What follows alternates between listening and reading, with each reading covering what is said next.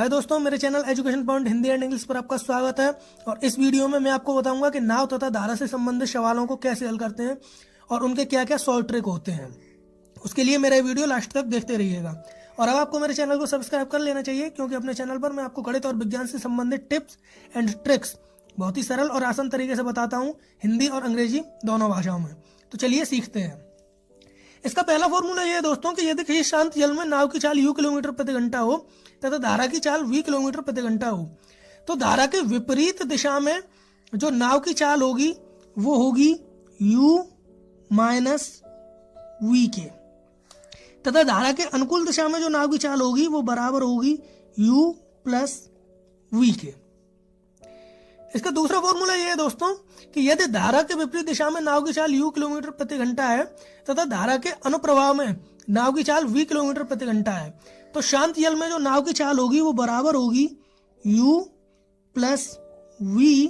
बटे 2 के, तथा धारा की जो चाल होगी वो बराबर होगी v माइनस u बटे 2। इसका तीसरा फॉर्मूला ये है दोस्तों कि शांत जल में नाव की चाल u किलोमीटर प्रति घंटा तथा धारा की चाल v किलोमीटर प्रति घंटा है, तथा नाव एक स्थान से दूसरे स्थान तक जाकर वापस उसी स्थान पर लौट आती है, जिसमें उसे कुल t घंटे लगते हैं। तो दोनों स्थानों की दूरी, बीच की दूरी होगी वो बराबर होगी t in bracket u plus v in second bracket u minus v upon 2 into u के।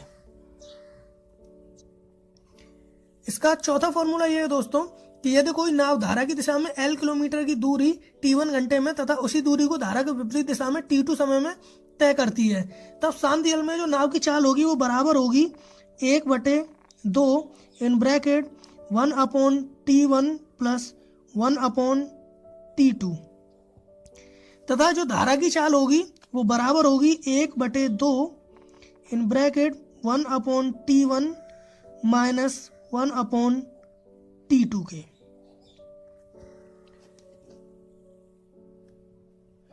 इसका पांचवा फॉर्मूला ये है दोस्तों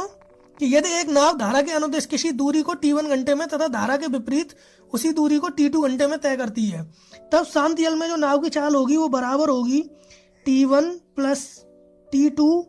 upon t1 minus t2 into धारा की चाल।